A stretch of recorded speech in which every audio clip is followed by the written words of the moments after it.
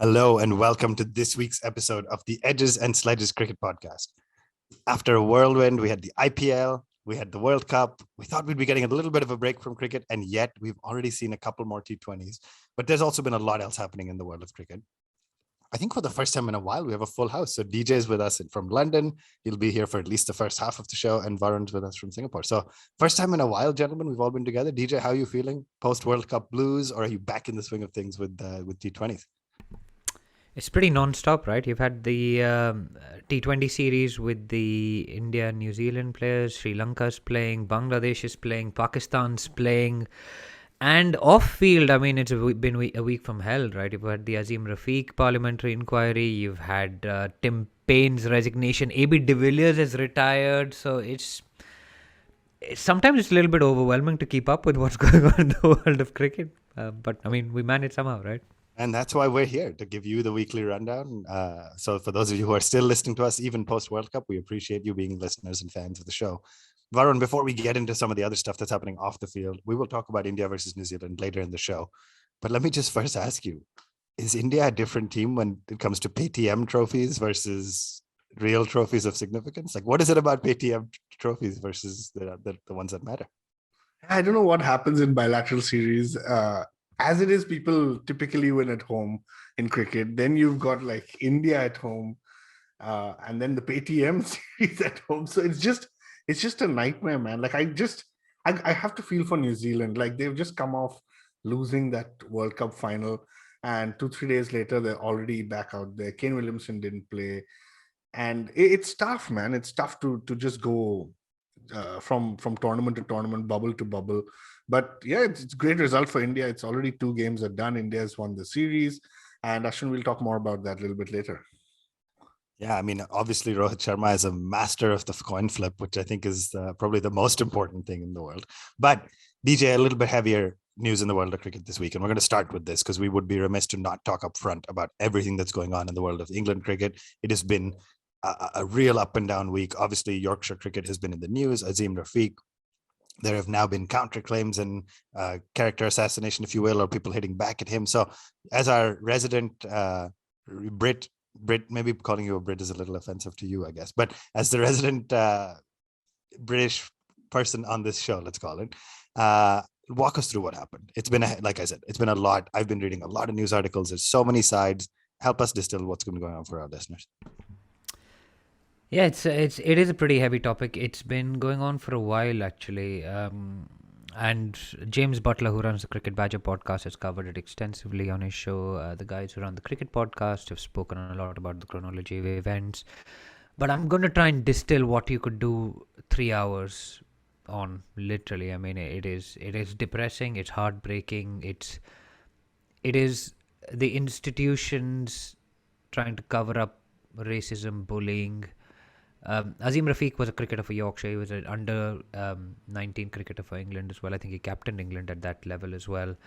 And yeah, I think he captained Stokes, Buttler, and Root in the same team. Yeah, did he? Wow, in that okay, under 19 team. Yeah, I didn't know that, but he basically came through the system. He was Pakistani born. He moved here when he was 10. He played for England under 19s. He played for Yorkshire, and in the course of those years playing for Yorkshire, he had a short stint at Derbyshire as well, which I think was okay. There was nothing that's been written about that or said about that. He basically said that there was institutional racism eventually. He initially made allegations of bullying, and then as he thought more about it, it came out that there was institutional racism, and he complained. The issues were that it was all covered up, it was all hand in glove. The management and the coaching and the administration and the Players Association, none of them really helped him, right? It was the media, George Dobell, particularly James, who I've already mentioned, who sort of took his corner.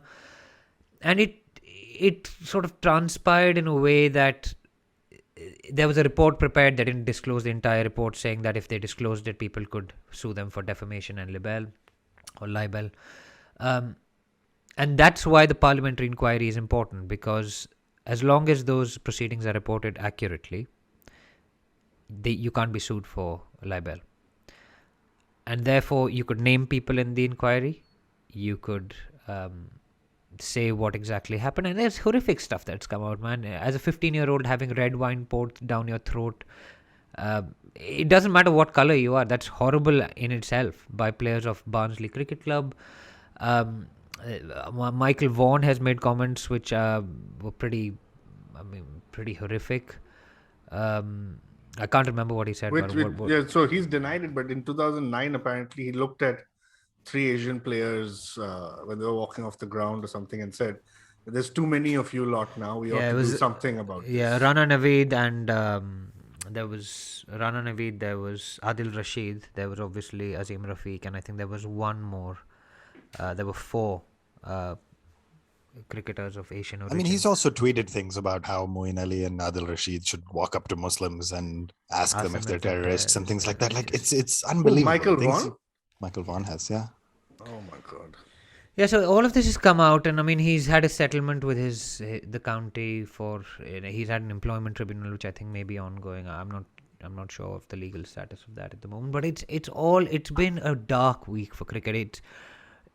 I mean, the tapes are available online. It was broadcast on Sky. It basically exposed the dark, deep racist underbelly of club and county cricket. Even someone like Pujara was called Steve, and we knew this a few years ago actually. And it was the practice of calling players Kevin, players of colour Kevin. And then Alex Hales named his dog Kevin. I mean, just like a black dog. You're just like, what is wrong with you? I mean, even just saying all of this is quite. And Gary Ballance, who was friends with him, using the P word, and it's just. And I've got friends who I play cricket with, and they've played under 19 and under 17 for other counties. I'm not going to name the counties, but. He was telling me that, this was just commonplace in the 90s. It was just seen as banter. There was a cricketer that was their best player at the under 19 level for that county, and he played a rash shot and he got out, and the coach was just like, that's a typical P shot, and he's never going to play for us again. And he was their best player and he never played for them again. So it was like shooting yourself in the foot a little bit. And it was, I mean, Azeem Rafique saying, I don't want my children to come close to the game. I don't want them to have anything to do. That's all heartbreaking. But then you've got the classic whataboutism that's come out saying, what did he say about the people have gone into his tweets, dug into it. Now some text messages to a 17-year-old have been allegedly revealed. And you're just like, that doesn't take away. 2 wrongs cannot make a right. So let's focus on that. There are obviously issues with the other stuff as well.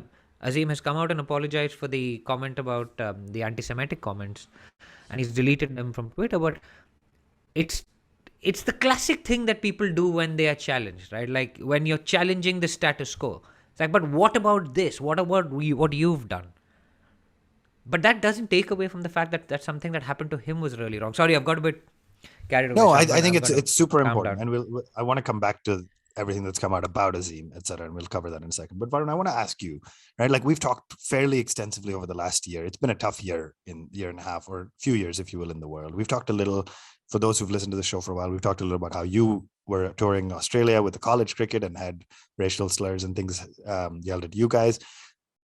Talk to me, like there would be people who say, hey, calling Pujara Steve is, silly, innocent, but ultimately, like that's not institutionalized racism, right? And this is not my point of view. This is things I've read and heard, right? There's the names and your name is hard to pronounce and those types of things, and then there's the institutional, like, hey, we've got too many of you lot and things like that. But it's a slippery slope, right? Like the guys who are rolling down their windows and yelling things at a group of brown kids in Australia, or people who are refusing to try to learn how to say Cheteshwar, that's what leads to things like systemic racism being allowed and more permissible, right? Yeah, look, I mean, the thing is, there's enough awareness, there's enough education for you to be able to have a conversation with the person, right? Like, look, I live in Singapore. It's not the easiest to pronounce Chinese names.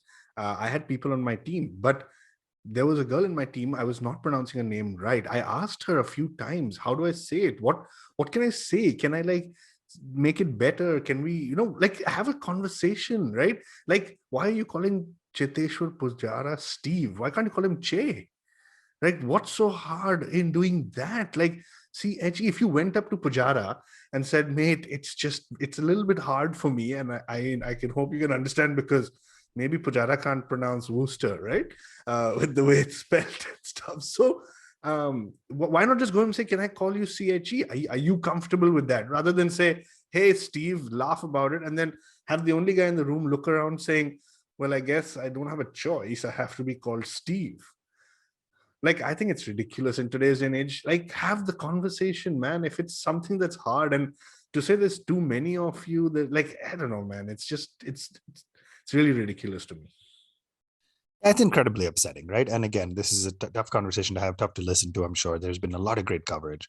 We're not professional journalists. We're not experts at any of this topic. DJ, I'm glad you weighed in a little about the legal side, because you're the closest among the three of us in terms of like understanding the legality of things. I've struggled a little bit too with the last, I don't know why I chose to give myself the tough topic to handle, but I've struggled a little with the fact that Azeem has come out and there are proven anti-Semitic posts on Facebook, and now a complaint about, sexual harassment and things like that, and texts, unsolicited texts and things. And I think I've read a lot and I've been thinking about it a lot and things like that. And I want to be clear from my perspective, this opinion of one person, none of what Azeem has done, whether it's the anti-Semitic post or the sexual text messages and things like that, none of that is okay. It is not. It should be looked into. It should be investigated. We talk a lot about cancel culture, this, that. It's not acceptable. If, like all of it, none of it is acceptable. But deal with it the way you dealt with Ollie Robinson's tweet, right? When he was 18 or 16 or 17, yeah, however old he was. I think, and then you sent him out to play the next test match saying, oh, he knows what he's done. Deal with it the same way. Yeah, I think the standards are different, right? And I think, again, I'm quoting people, but Nakul Pandey, who's a guerrilla cricket commentator and writes a lot, did a good job of saying, guys, all of these can be true, right? That's the reality of this. All of these can be true. Azeem did some unacceptable things. We should look into it, but on both the topics that have come up. There's a separate discussion about why these have suddenly come up, and character assassination, to DJ's point, defense when you're attacked, when your back's against the wall. Yorkshire chose to go out and attack the guy. But I would rather people be spending all that time, those resources, that energy towards fixing the problem, digging into the problem, right? Things happen. It's not acceptable what happened at Yorkshire. Let's try to have a cohesive, concerted approach at making it better. And it's not going to be just Yorkshire. There will be more stuff that comes out. There was another black cricketer who was told that go and pick up a banana from the bottom of the stairs, you monkey. It's just like, what? Where do you get off on this stuff from? And this is their livelihood. Azeem has been driven out of his livelihood by people telling him, lawyers who were supposed to be on his side telling him you don't have a case, no one helping him. It was actually just the media at the end of it that stuck on it, and James, the cricket badger, stuck on it. George Dobell, I don't know whether, and he got threats apparently as well for sticking on Azeem's side for this. And it's like you put yourself in that context, right? Like, and that's why it's so close to somebody like me who lives and works in this country. And obviously things have progressed since when Azeem was here, but it is almost like you make a complaint, but the mechanisms in place for whistleblowing are so weak that it counts against you and you're dismissed from your own employment. That's his livelihood. It's like his job. It's like his office, right? And it's created an atmosphere which is hostile for him to be able to do his job. And he's had personal issues. Of course, he had a stillborn son and all of that other sort of mental health issues that he's had around that. But this basically prevented him from doing his job on a daily basis, and he couldn't recognize it.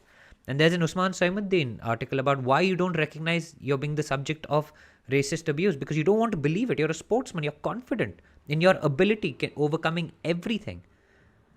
Which, obviously, there's other stuff happening. And he believes that he was kept out because of the color of his skin, it is completely and utterly unacceptable. So, whatever else has gone on outside of that is different. But if you're not being allowed to progress and get the opportunities you should get because of the color of your skin, that needs to end. And that needs to be looked at very, very, very seriously. And I think recently when Moeen retired from Test cricket, right? I think even when he retired, he said it's been hard to come through the system. And he said, the only thing I hope for is that there are people who have made it easier for. That's it. That is all he said when he retired from Test cricket. So shows you how much there is below the surface. And you have to. And it's even stuff like they didn't get halal food as kids, so you had to go hungry while playing the under 15 level. And I read somewhere, I don't know whether this is verified or not, but someone tried to get Hashi Marmalade to drink. And just like, this is a man who hasn't worn the Castle Lager badge because he's a practicing Muslim. He's like, cool it, boys. Anyway. Yeah, it's a lot, guys. It's heavy. And, again, I've reiterated, we are not professionals. We do this, we'd love to do this podcast, but it's incredibly important stuff to cover. I want to make sure I, respect, salute, shout out the journalists, the folks who have gone above and beyond. It is not easy. The system comes down and attacks you. So like the journalists who go above and beyond, we've mentioned several of them. Again, Dobell and then James at the Cricket Badger have just done a phenomenal job, even for us covering it in depth. We'll be here. We'll be covering it as things come up and things continue to unfold. I hope this starts at least a conversation. I'm worried it won't because of the character assassination and things.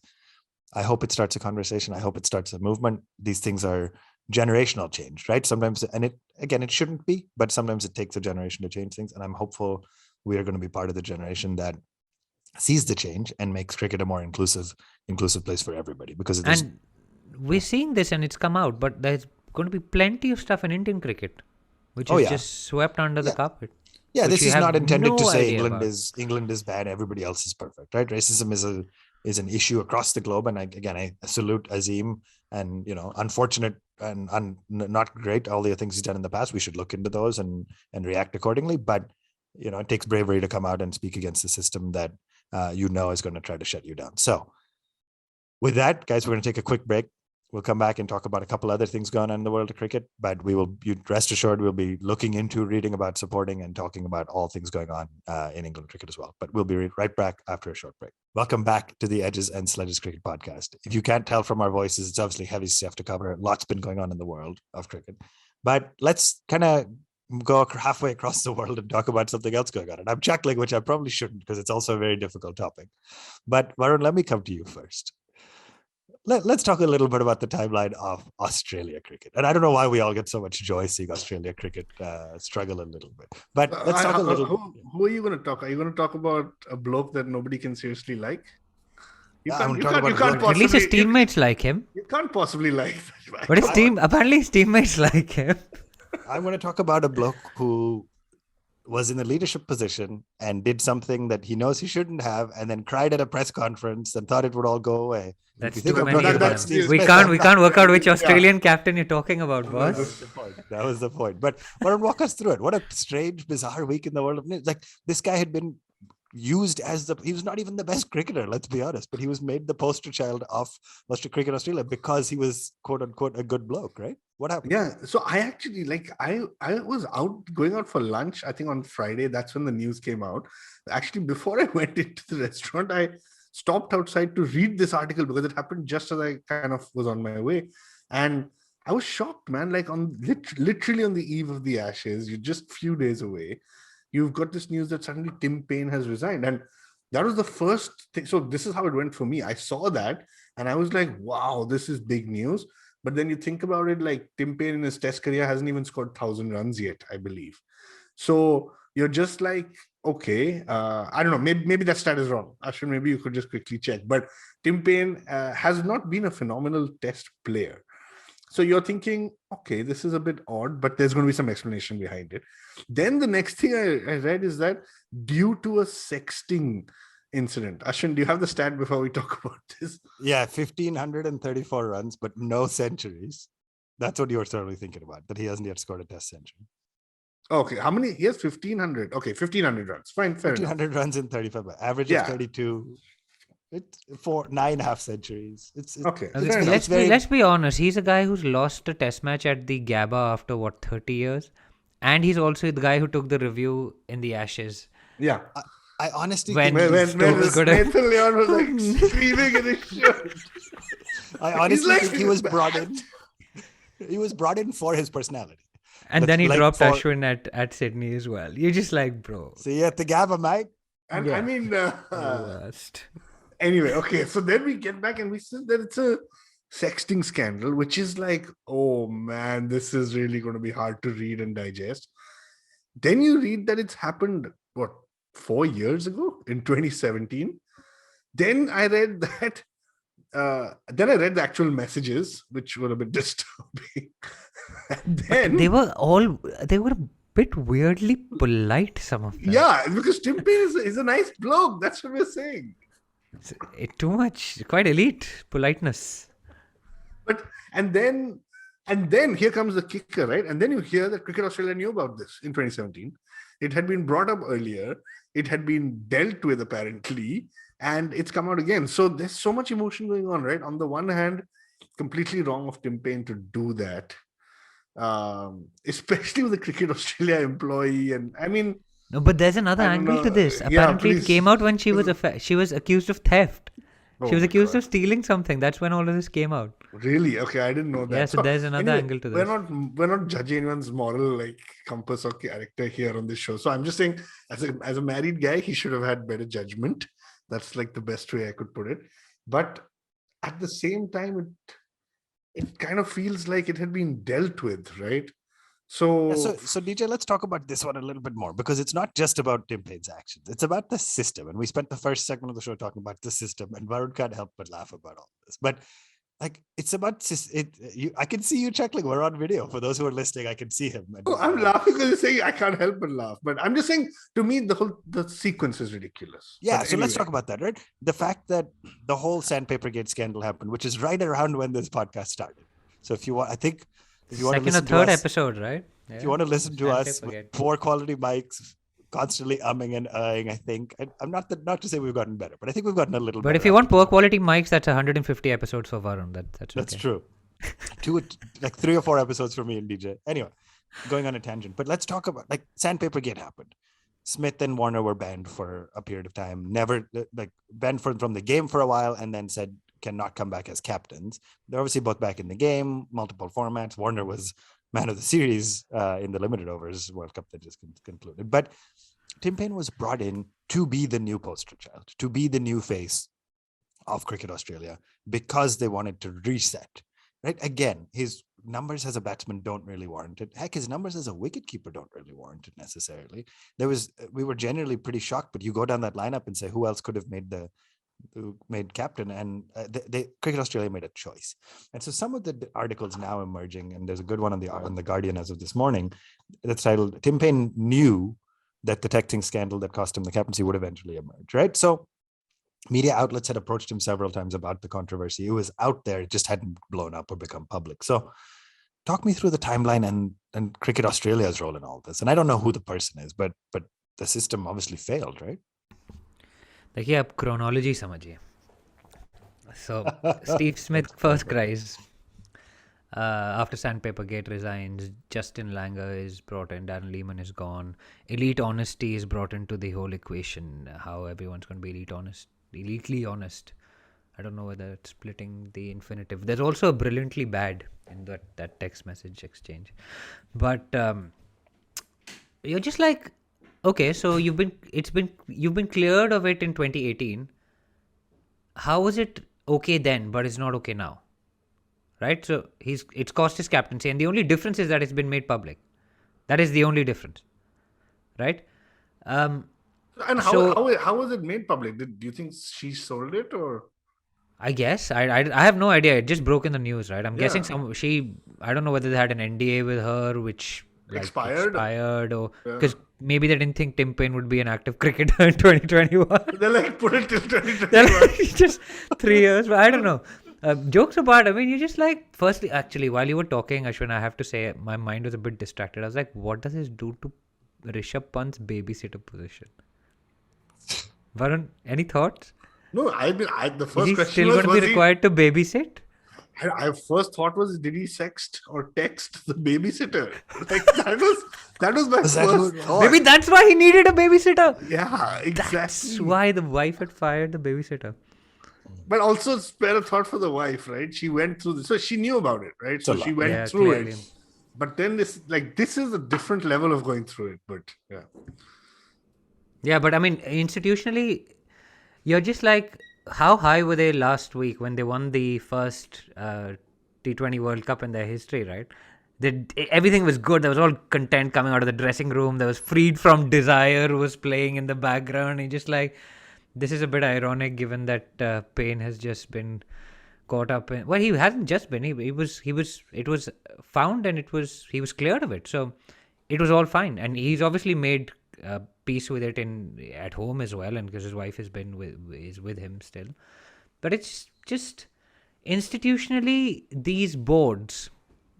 And I'm not saying that the boys' club that the Indian Cricket Board, the BCCI, has become with Ganguly, Dravid, Lakshman. I mean, there's some weird old boys' club going on where we are as well. So let's not make any mistake about that. And I'm sure there are plenty of cover-ups as well behind all of this. But these boards have a habit of covering this stuff up. Meanwhile, Shane Warne is probably sitting there going, so what? What's the big deal? You know what Shane Warne said, apparently? He wants what did he say? further probe into the Tim Paine. And I saw a meme with, there's a meme with Spider-Man pointing at Spider-Man. It's like, Shane Warne. That's great. What's a further probe? That's just the worst. But like, yeah, I mean, it's a crap situation for everyone. I mean, it's distracted completely from the work that the Australian players have put in to come out from the Sandpaper Gate scandal. That was the biggest. I think I said last week that winning the T20 World Cup was the biggest thing that happened to them since Sandpaper Gate. But that lasted 5 days. Yeah, it's unbelievable how the media cycle has just turned down. Right? So is it now Tim Paine? You've been going. You're a master of these puns these days, right? Ranchi and raunchy. There was the day it broke. There was a T20 at the raunchy text day. There was a T20 at Ranchi. So yeah, I enjoyed that. Anyway, yeah. But anyway, bad for Australian cricket, obviously. And I wonder how bad is it? Maybe Ashwin for you, but how bad is it, or how weird is it that he's still available for selection? So like, will he play the first test? Yeah, that was going to be my question. I feel like they're constantly talking about Pat Cummins as captain, but I don't feel like I've seen a confirmed report, at least at the time of recording this podcast. There's some discussions that Steve Smith is still being assessed, right? The Cricket Australia CEO said it's going to be a very thorough, but obviously has to be quite quick process. We're going to look at the range of criteria, and there's a range of candidates available. Steve Smith is one of the candidates available for that role. So that's going to be interesting, right? Ultimately, you have to believe that regardless of who becomes captain, Steve Smith is going to be, quote unquote, leadership team or part of the leadership group. And his ban is over. So was the captaincy ban also? What are the chances? No. I'd rather make Steve Smith the captain just because he has less chance of a scandal than Pat Cummins. I have a feeling that there's another scandal upcoming with Pat Cummins. There must be. Look at him. Isn't he the best looking cricketer in the world, Varun? I mean, Chris Bring the authority. Is pretty Vokes versus Cummins. But before we wrap this up, Varun, I was going to ask you the same question, but I highly doubt he's going to get selected, right? I don't think Tim Paine was the right guy to be in the team, even unless he was captain. And then B, so who did they bring in? Did they bring in a Matthew Wade who had I want to say a good World Cup, but really just because of those 3 scoops over the back of his head. But what's the game plan for Australia? They can't possibly select him for the first test, right? They just at least need to put aside more time to do more of a thorough investigation, right? I mean, I don't know, right? Because Wade apparently has got a side strain or some injury. I don't think Alex Carey is part of the test setup necessarily. I wouldn't be surprised if they do pick Tim Paine. But my gut says they won't, but I'm just saying that there is a chance. Are they doing more investigation, or the investigation's cleared him? Is there more investigation coming up? I know Warren wants further probes. If they listen to Shane Warne, they might probe it. Yeah. No, I don't think there's anything further, right? They cleared him in 2018, I think. So yeah. I think Cricket Australia would have to ask some questions, but the other question is, does somebody like Travis Head pick up the gloves, right? He's kept in limited overs format. I don't recall if he's ever kept in test matches, but anyway, lots for Cricket Australia to think about, I guess. Entertaining times. Who would have thought after 200 episodes, we've now spent our first 2 segments talking about systemic racism, and then Cricket Australia and sexual harassment and cover-ups, etc. So it's been a wild Yeah, ride, right? and the board actually said it was consensual. That's why they cleared him. Now, I guess the probe would be whether it was sexual harassment because they were colleagues. That would be the question to clear up. And if that is it, then it's not funny at all. It's messed up, and we don't know whether there were further exchanges or whatever. And honestly, I feel like the record to state, none of it is funny, right? It's unfortunate for his wife. It's unfortunate for the woman, and I think what we're laughing at is just the sheer irony of how Cricket Australia has handled the scandals, and how you thought the whole point of him was to be a poster boy. And so there's an irony that's funny. None of the actual events are funny for anybody involved, and I feel like that should go without saying, but it's important to set the record. Yeah, I think the only poster boy for Australia has been George Bailey. I think he's like, he was the captain. Like, I was thinking about it. People like Tim Paine, George Bailey have all captained Australia. Unbelievable. It's just a weird time. He was like a Dhoni type non-playing captain. Pretty much. Who had a weird stance, but.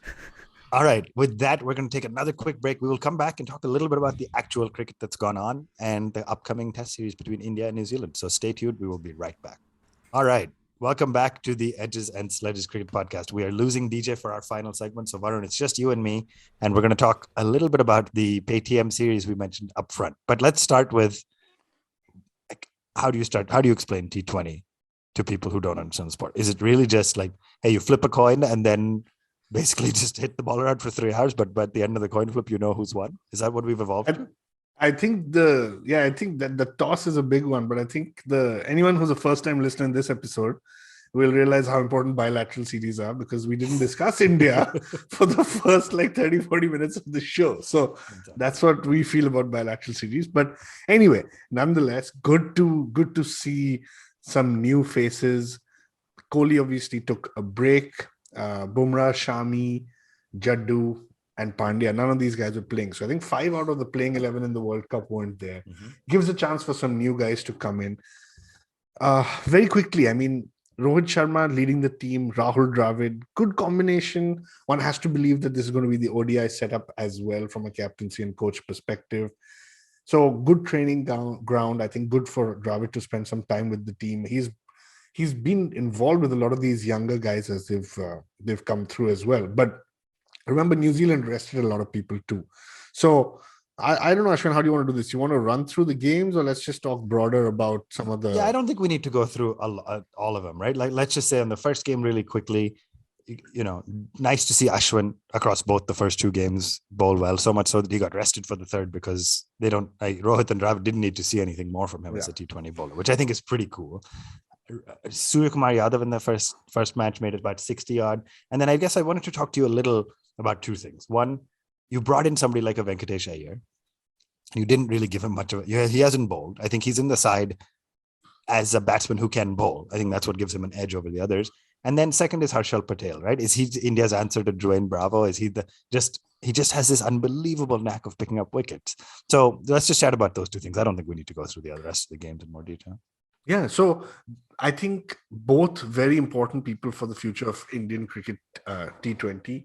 Very happy to see them in the setup. But again, as I was watching these games and the second game as well, I was just like, I don't want to see Rahul and Rohil. I'm saying Rahul and Rohit. We didn't put Rohil out as a tweet name, right? We should have, actually. That was a good option. But I don't want to see these 2 guys back. Like, we believe in them. They don't need that practice. I don't know, man. You've got Ruturaj, you've got Kishan. You should have played these guys. Anyway, let's talk about these 2 guys. Venkatesh Iyer, I think a very, very kind of promising talent for India. I think what just needs to be done is to give him a little bit of clarity of role. And I really, really like the fact that India has already said he's going to play in the middle order. So remember, it's not an IPL franchise duty to play a player in the middle order because they would do so for India. So KKR, if they retain him, can continue to open with him. He's a very smart, intelligent cricketer. I believe he can adapt. He is an asset with the ball.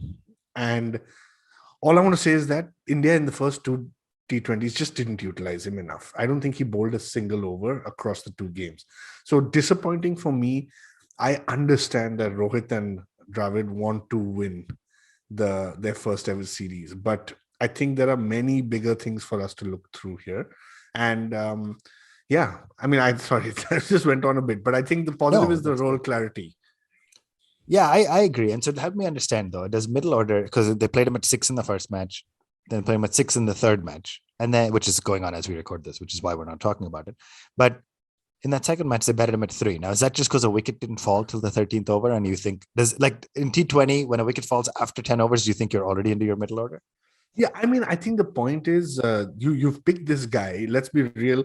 When India goes to South Africa and starts playing T20, he may be in the squad, but Pandya is going to probably replace him. So you're picking this guy in the team and you're not giving him a chance to play. So I'm very happy that they, if one of these openers got out early, they didn't send him, because I don't want Iyer to play with the new ball necessarily. It's not going to be his role. But once 10 overs pass, I think you have to view it from a ball perspective and the conditions perspective, not so much about what position is he playing. So great move, but the match was pretty much done by that point. So, yeah.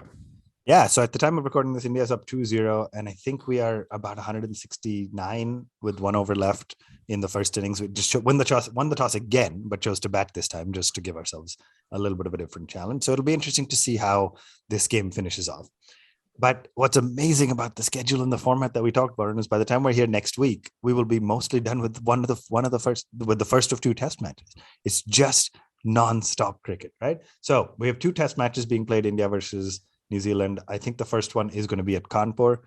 Unfortunate timings for me. Pretty good for you. I guess it's a noon start every day, which is pretty nice. You'll be able to catch a fair amount of it on the weekends. But let's quickly talk about India's test squad. So Kohli is not available for selection for the first test. He'll be back for the second, and Rahane is going to captain in the interim. So I have the squad in front of me. Can I just say before you talk about the squad, I think India should just go out there with Rahane and Akshar Patel.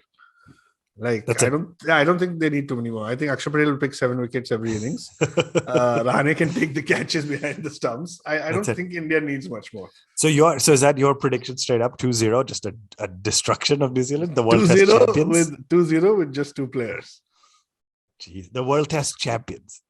No, I mean, I think the fact that it's different at home. It's different in India. Yeah, it is. And it's different in different conditions. I think I'm glad that New Zealand rested some of their key players because that's important. But yeah, why don't we go through the India squad? I don't have it in front of me, so you'll have to maybe just... Yeah, I can walk you through it, right? So at the top of the order from a batsman standpoint, we have Rahul obviously available up top. Rohit is I think Rohit is rested. Yeah. There's a lot of names missing as well. Like I think Pant is not there. Pant is not playing. Yeah, Rohit is not there. Kohli is missing for the first game. That's correct. Bumrah's not playing. Bumrah's not playing. Yeah. Bumrah, Shami's not playing. So a lot of names missing. Right. So but let's quickly go through then and see what you think your ideal 11 is. From a batting standpoint, you have Rahul, Mayank, Gill, Pujara, Rahane, and Shreyas Iyer, who's a new inclusion in the squad. Which of those guys make your kind of top 5? Obviously, Rahul's going to open, right? He's strengthened. It's so funny, right? Come back it's crazy that I said that, right? Yeah, it's crazy that you said obviously Rahul will open, because I think, and it's crazy because I think I agree with you. But in the last 1 year, you've had Mayank, Gill, and Rahul all open the innings. So it's a good point actually. So maybe it's not obvious, but of Mayank, Gill, and Rahul, who do you think makes openers? I think it's fair to say, just to simplify this exercise, Pujara at 3, Rahane at 5. Right? We're not going to change those unless Rahane bats at 4 in the absence of Kohli. So, but those 2 guys are sure shot in the middle order. So we're talking about openers and then call it 2 more batsmen. Yeah. So I think KL Rahul and Gill will be the 2 opening batsmen. Interesting. So I think it's just a recency bias as well. So Rahul, Gill, Pujara, Rahane make 4 of your batsmen. And then who's number 5? Is it Iyer? Is it Mayank? I think it has to be Iyer, because unless you're suddenly telling Mayank we're thinking of you in the middle order, I don't think they're going to play him there. It just doesn't make sense. And then let's talk about... You've also brought in Iyer. You've also brought in Iyer for a reason. Now, you've brought him into this squad. A lot of big names are missing. There is one name that is missing that should have been the number 5 for India in this lineup. And that is Hanuman Vihari. Yeah. So I think I think DJ and I talked a little when the decision came up, but mind-boggling, right? How he just fell off the radar by doing nothing wrong.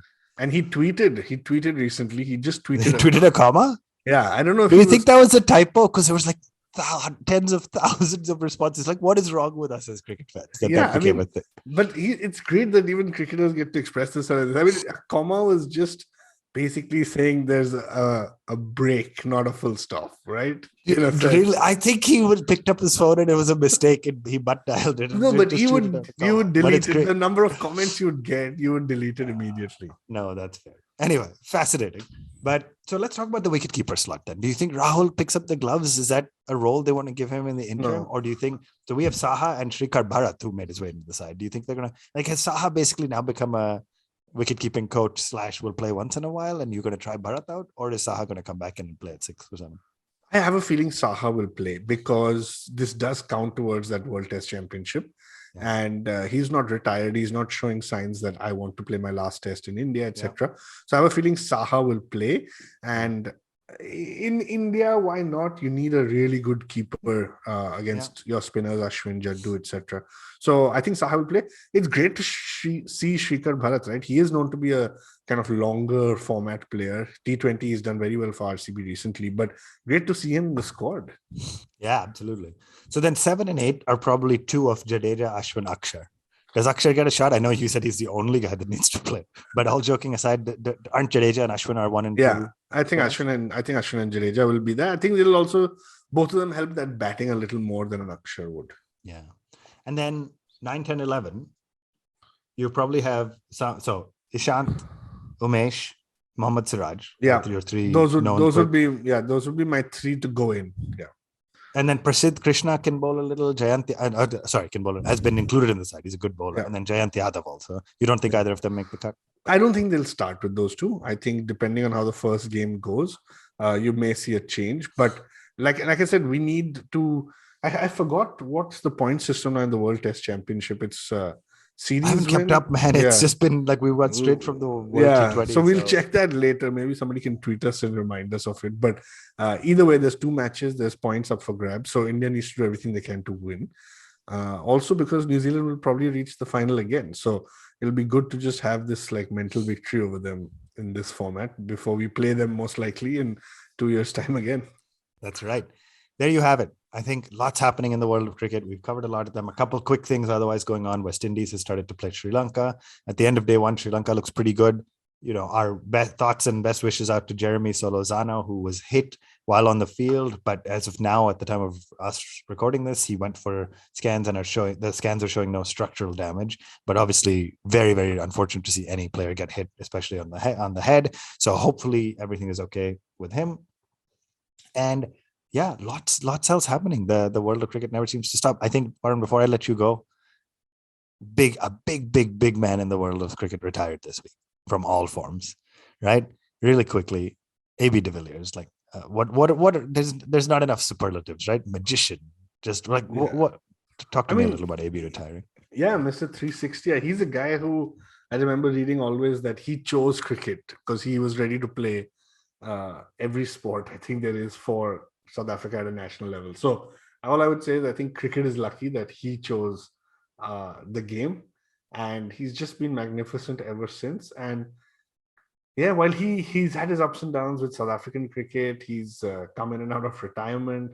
I think with that upcoming mega auction, this was a decision some cricketers had to make, and he's one of them. So superb career, did a lot for RCB. Unfortunately, he's just one of those cricketers who just doesn't have that trophy to his name. And again, I want to stress that as much as we all chase it, it doesn't mean you're a worse player or a better player for having that trophy, right? If you think about it, Rahul Dravid doesn't have a trophy. So it's just one of those guys who has been brilliant for the game, but doesn't have that trophy to show. Rahul Dravid doesn't have a trophy as a player, but we believe he's going to get one as a coach, right? Yeah, absolutely. That's it. Yeah, thank you to AB de Villiers for his service to the sport. Parvinder Awana put out a tweet. That was magnificent. I've watched it like 8 times. He said, congrats AB on your wonderful career. And there's a clip of him getting AB bowled. It's just perfect. The best part is the prior ball, he hit him for 6 off the same shot, right? Like somebody posted that clip, but we'll share that tweet. Maybe he has it saved on his phone and watches that bowled every day. Yeah, he of course that's got to be the highlight of his career. Like, tell me one other thing Parvinder Rawna has done. Yeah, I can't remember anything, but not that yours or my memory is anything to write home about. But thank you, AB, for the wonderful career. It's just great, so good.